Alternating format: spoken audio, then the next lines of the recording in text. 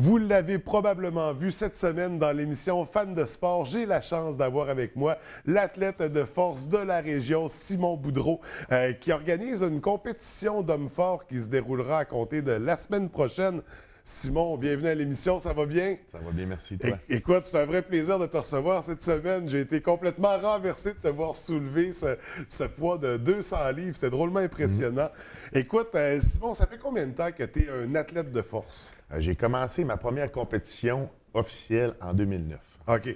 Puis ça, on devient un athlète de force à partir du moment où on fait de la compétition ou tu t'es préparé pendant quelques mois, quelques années pour ça? Ben, on peut dire qu'on devient un athlète de force lorsqu'on en a fait plusieurs. OK. C'est parce qu'on ne veut pas se proclamer athlète de force en faisant seulement une compétition. OK, parce qu'il y en a qui en font Ben, une. parce qu'il y en a qui vont l'essayer, mais c'est Ouais. parce que c'est un sport qui est plutôt demandant, Ouais. difficile, fait que ça demande beaucoup d'investissement. Donc, on peut dire un athlète de force quand ça fait deux saisons au moins que tu en fais. De compétition. Et toi, donc, depuis 2009, tu as quelques saisons derrière la cravate, un sport donc, que tu pratiques depuis 7 ans environ. Qu'est-ce qui t'a amené vers ce sport-là, vers la compétition d'hommes forts? Bien, qu'est-ce qui m'a amené vers ça? C'est j'ai joué au football, puis on faisait du conditionnement physique là, pour se préparer aux saisons de football. Puis je me suis fait inviter parce qu'il y en a qui étaient responsables du gym où est-ce que je m'entraînais au cégep qui m'a demandé si j'étais intéressé de participer par une compétition d'hommes forts. Moi, j'avais jamais songé à ça. Je connaissais ça, bien entendu.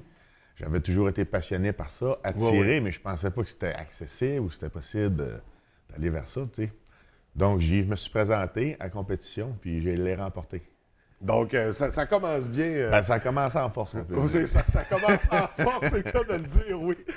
J'aimerais savoir, on sait parce que c'est impressionnant. Quand on regarde ça à la télévision, ces compétitions-là, les charges qui sont soulevées, les épreuves à surmonter, ça doit impliquer, le mode de vie d'un athlète de force doit être particulier. L'entraînement doit être très présent à tous les jours, peut-être même. Explique-moi comment ça fonctionne, une semaine normale là, pour un athlète de force. Bien, pour un athlète de force, au niveau que je suis rendu, là, international, c'est 24 heures sur 24, 7 jours sur 7. C'est une vocation. Oui, c'est pas compliqué. Il faut se lever tous les matins, se lever le plus tôt possible pour pouvoir avoir le plus de repas possible dans notre journée.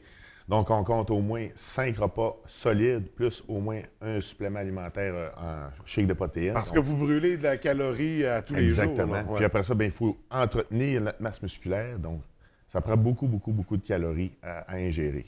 Ouais. Ensuite, deuxième phase, bien, ça prend beaucoup d'entraînement. Donc, c'est au minimum 2h30 d'entraînement par jour, à l'exception d'une journée par semaine. Comme le dimanche, je prends une journée de congé.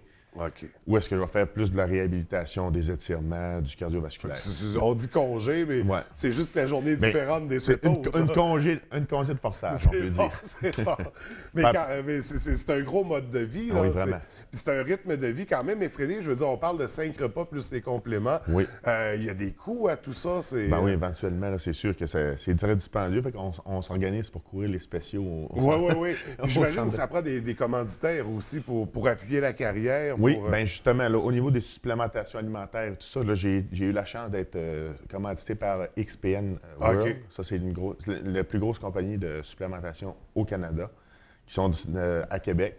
Donc, eux, ils aident justement au circuit des hommes forts. C'est un des plus gros contributeurs là-dedans. Parce qu'on ne se trompe pas à aider Simon Boudreau. Ça donne un bon coup de visibilité. Un athlète qui commence en remportant des compétitions. D'ailleurs, cet été, en Finlande, une grosse compétition internationale dont tu es sorti vainqueur. Une belle expérience pour toi. Écoute, puis quand on parle international, c'était des athlètes littéralement de partout dans le monde. Il y avait des athlètes de partout dans le monde. Il y en avait qui venaient de l'Europe de l'Est, il y en avait qui venaient de France, il y en avait qui venaient d'Espagne. Il y avait des athlètes de partout au monde. Et puis, là, moi, je m'en allais.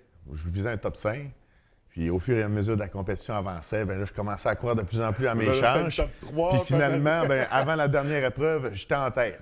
Okay. Il fallait seulement que je termine dans les 4 premiers à la dernière épreuve. Dans les 4 premiers, puis j'ai réussi à me classer. Ouais. Puis j'ai gagné ma première place. Donc... J'étais super content. Puis ça, cette ligue-là, la Strongman Champion League, c'est diffusé dans 106 pays au travers du monde. Donc, je vais me faire connaître un petit peu. Donc, appel aux commanditaires. On a Simon Boudreau. C'est ça. Puis, on a l'impression, parce qu'on se souvient d'Hugo Girard, qui avait eu une carrière impressionnante aussi. Là, maintenant, tu prends la relève en remportant des compétitions.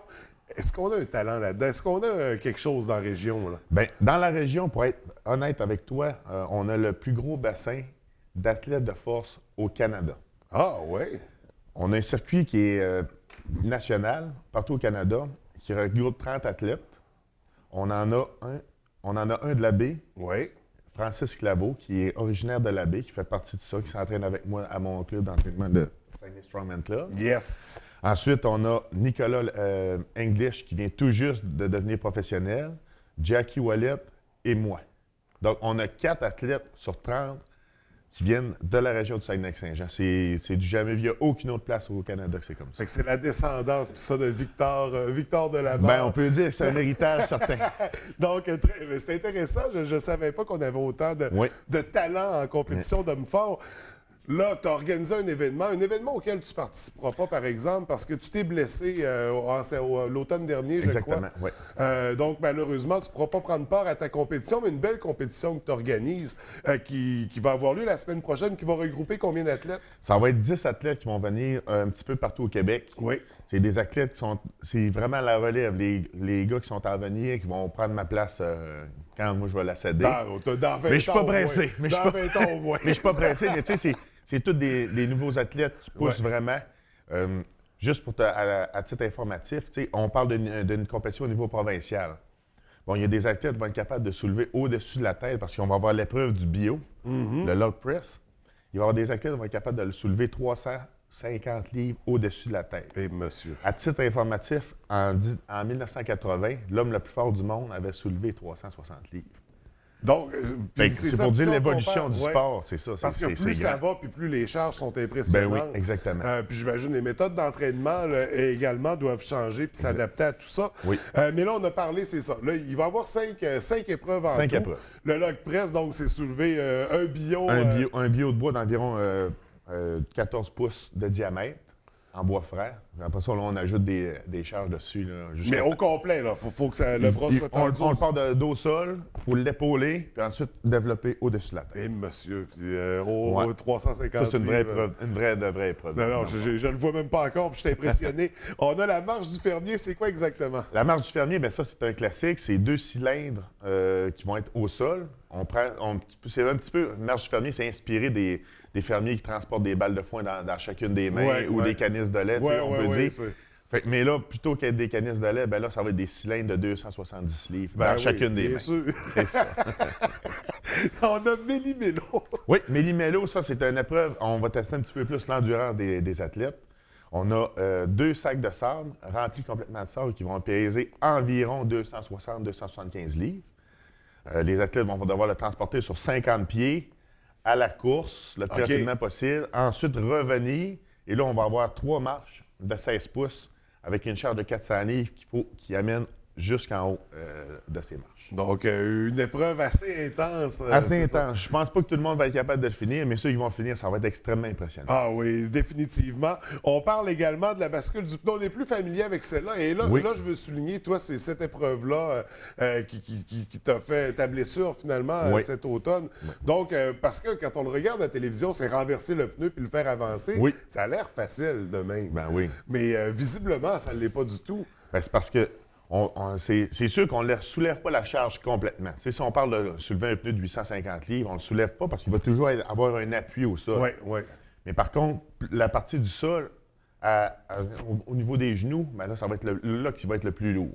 On peut parler de peut-être facilement là, les 2 tiers de la charge. Fait que si c'est un pas de 850 livres, ben, c'est ça, une fois qu'on a passé le 45 Une fois qu'on a passé le 45 degrés, degrés, ben là, on est capable de basculer, c'est ça.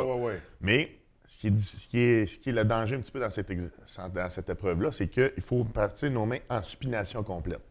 Et là, on expose notre biceps. Donc, c'est là que la préparation avant, l'entraînement, les étirements, tout ça vont arriver en ligne de compte. Ouais. Éventuellement, même si on fait tout ça, ça peut arriver, mais c'est... même quand on ça est fait partie champion, de tous les sports. Là, ben oui, les blessures, c'est ça, c'est un élément du sport indéniable. Mais tout de même, puis juste pour revenir sur ta blessure, toi, c'était une déchirure? Une déchirure du tendon distal. Oui, une et rupture. là, on prévoit la rémission pour quand? Bien, je te dirais que ma rémission, là, c'est vraiment en voie. Là, je pourrais dire que j'étais environ à 85 à 90 de capacité. Parce qu'il faut dire que cette semaine, on t'a vu soulever 200 livres avec ce bras-là. Avec ce bras-là, oui. Donc, on est en bonne voie de rémission. On est en bonne voie, c'est ça. Mais on utilisait beaucoup plus le triceps que le biceps.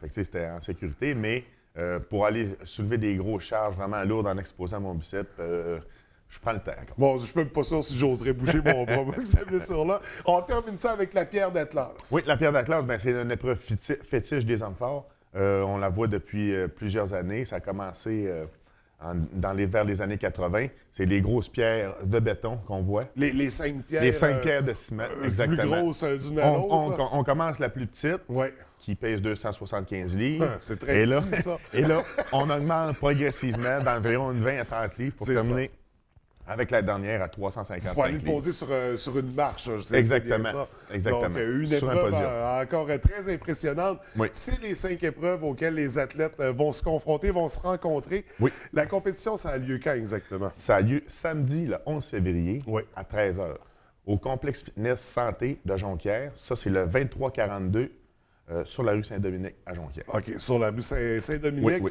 Près du poste de pompier. Oui, et là, il y a un coût d'entrée très abordable d'ailleurs. C'est 10 pour l'entrée. On a des billets en pré-vente aussi. Si vous voulez me contacter sur mon Facebook, Simon Boudreau, athlète de force. Oui. Et il va y avoir des places limitées. Donc, je suis à environ 200 places maximum. Gardez-nous de la place pour une caméra. C'est sûr qu'on va vous laisser de la place. Non, c'est impressionnant. Je voulais savoir, Simon, est-ce que c'était ton premier événement que tu organisais? Ou Oui, j'avais déjà fait un événement plutôt démonstratif, à titre de démonstratif. C'était pour me pratiquer pour celle que je fais en fin de semaine. Donc, et là c'est un premier, mais il va en avoir d'autres. Éventuellement, c'est sûr que moi, je prévois d'en faire au moins une par année, certains.